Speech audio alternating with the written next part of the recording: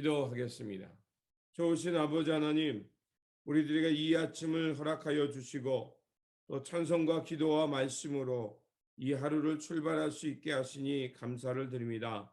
주님, 우리가 주님을 생각하고 또 주님을 찬양하는 이 마음처럼 또 주님의 말씀이 우리 가운데 임함으로 하나님의 거룩한 뜻을 밝히 알게 하여 주시옵소서.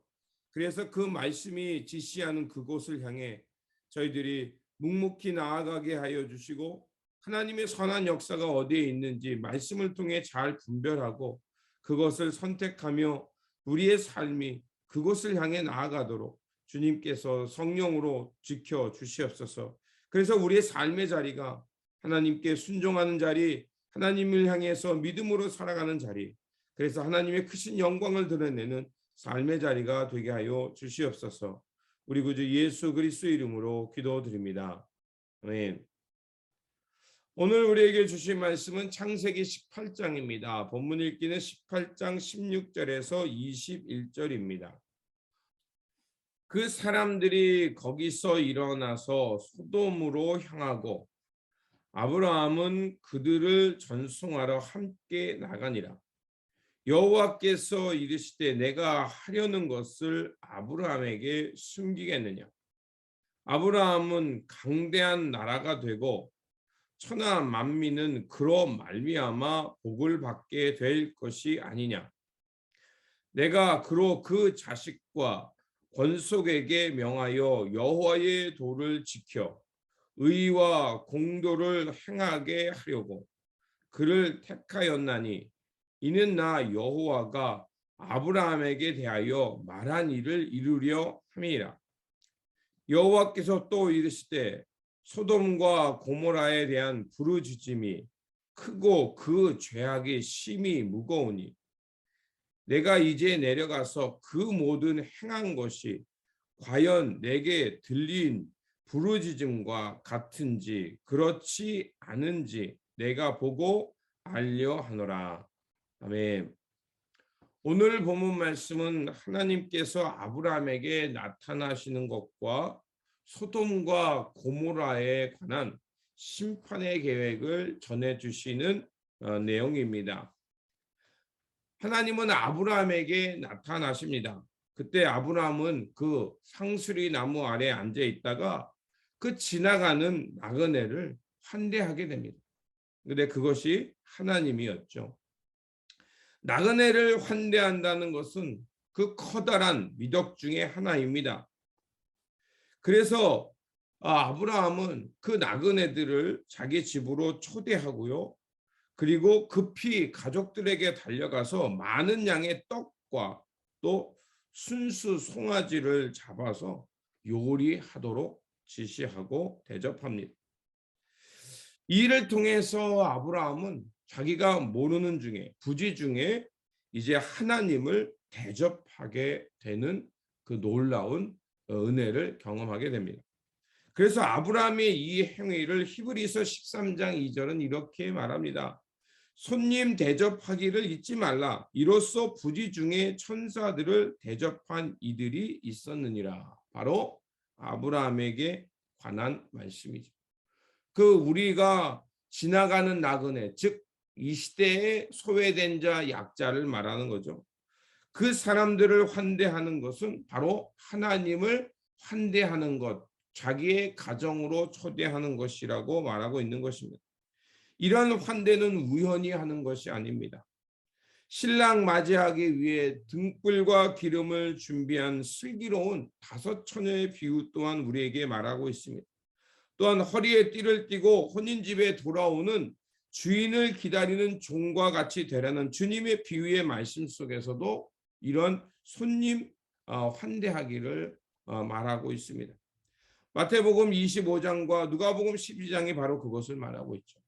이것은 하나님의 약속이 이루어지도록 준비하는 자세이고 또 이 시대의 나그네, 즉 소외된 자들을 우리가 환대함으로 극진히 손님으로 맞아들이는 그 행위가 바로 하나님 나라 향해 깨어 등불을 준비하는 지혜라는 것입니다. 하나님을 극진히 대접한 아브라함과 사라에게 이제 하나님께서는 아들을 주실 것이라는 약속을 해 주십니다. 그러나 그들은 이 아들을 가질 것이라는 이 예고를 믿을 수가 없어서 사라는 그만 웃게 됩니다. 그런데 하나님은 그 사라가 믿을 수 없어서 또 없어서 웃었던 그 웃음을 어떻게 바꾸셨냐면 아들을 낳아서 기뻐하는 웃음으로 바꾸셨죠. 인간에게는 불가능한 일입니다.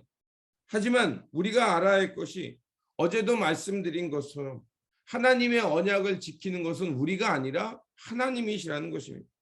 하나님께서 우리를 또 인류를 구원하시기 위해 예수 그리스도를 보내시고 십자가를 통해서 우리로 하여금 하나님의 자녀가 되게 하신 것, 하나님의 구원의 통치가 드러나게 하신 것은 인간의 의지나 생각이 아니었던 것입니다.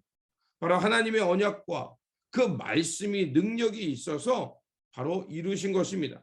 그래서 오늘 본문 14장은 이렇게 말합니다. 여호와께서 능하지 못한 일이 있겠느냐? 바로 하나님의 뜻과 역사는 하나님이 주도적으로 이루어 가신다는 것입니다.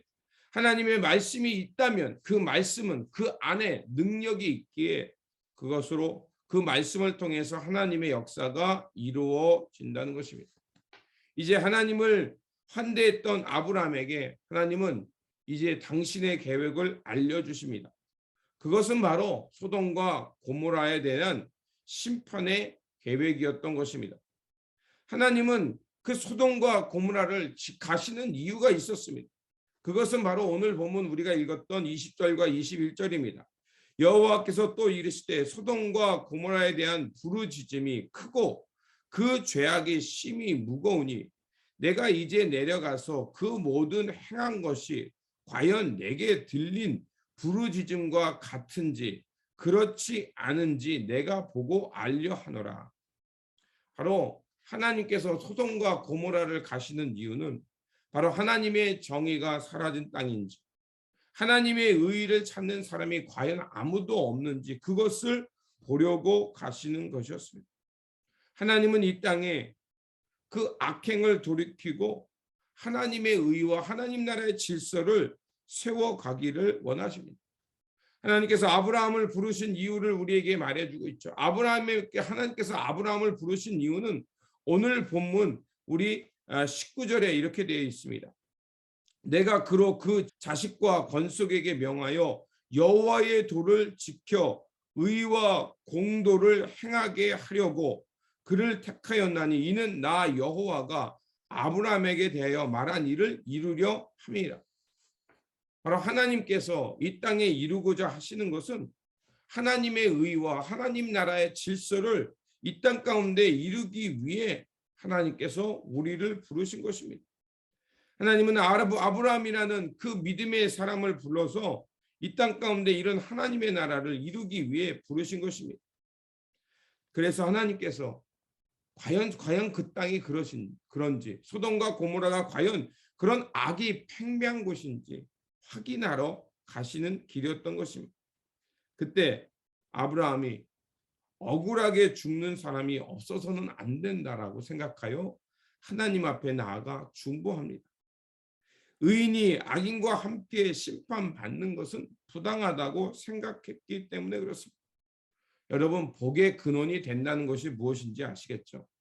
복의 근원이 된다는 것은 하나님의 의인이 있어야 함을 또 그런 의를 행하는 사람을 찾는 하나님의 마음으로 기도하는 것이 바로 복의 근원이 된다는 것입니다. 아브라함은 소돔과 고모라의 구원을 위해 하나님 앞에 중재합니다. 그래서 아브라함은 만약 하나님 앞에 나가서 만약 50인이 있다면 소돔을 그래도 멸망시키시겠습니까? 라고 묻죠. 그래서 하나님께서 악인 50인만 있으면 내가 그 땅을 멸망하지 않겠다. 그리고 45, 40 그러다가 10명까지 내려갑니다. 그럼에도 불구하고 하나님께서 그곳에서 의인 10명만 있으면 내가 그 땅을 심판하지 않고 구원하시겠다고 말씀합니다. 복의 근원이 된다는 것은 바로 하나님께서 의인 열을 찾는 그 마음을 헤아리는 것입니다.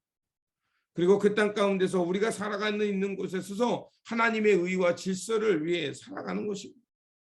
하지만 우리가 잘 알고 있는 대로 소돔과 고모라에는 하나님 앞에서 의를 행하는 10명이 없어서 결국 멸망당하게 됩니다.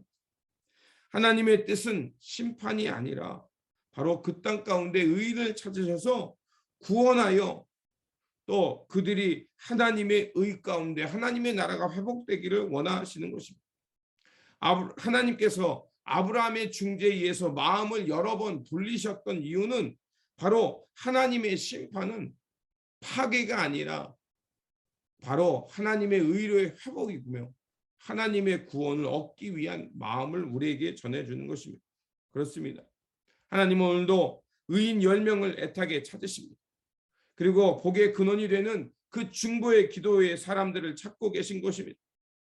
우리가 이 시대에 믿음의 사람으로 남아있는 것, 또 아브라함의 믿음을 통해서 우리가 깨닫는 것은 바로 우리가 하나님의 의의 사람이 되어서 하나님의 마음으로 애타게 이 땅의 구원을 향해 기도하는 사람이 되라는 것입니다.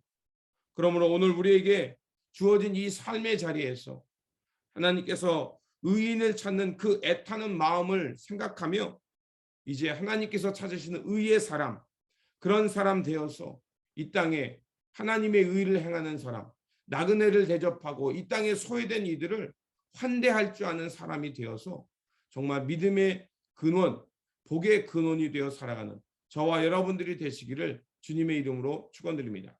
기도하겠습니다. 좋으신 아버지 하나님, 하나님께서는 묵묵히 의의 역사를 이루어 가십니다. 하나님은 아브라함에게 나타나셔서 하나님의 놀라운 뜻을 그에게 전해주셨습니다. 아브라함은 그것을 알지 못했지만 부지불식간에 하나님을 접대하였고 또 그런 환대를 통해서 하나님의 생명의 은총을 받았고 뿐만 아니라 하나님께서 이 땅 가운데 이루어 가시는 계획을 듣게 되었습니다.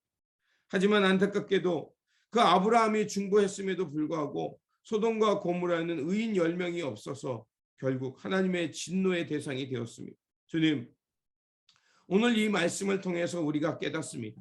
하나님께서 이 땅 가운데 찾으시는 그의 의의 10명이 되어야 한다는 것, 그리고 하나님께서 의를 원하시는 것은 바로 나그네와 같은 이들을 환대하는 것, 그들을 돌보고 그들 가운데 다가갈 때 바로 하나님께서 찾으시는 의인이 되며 그런 의인이 이 땅 가운데 있을 때 하나님의 나라가 이 땅 가운데 회복된다는 것을 주님은 우리에게 말씀하여 주셨습니다.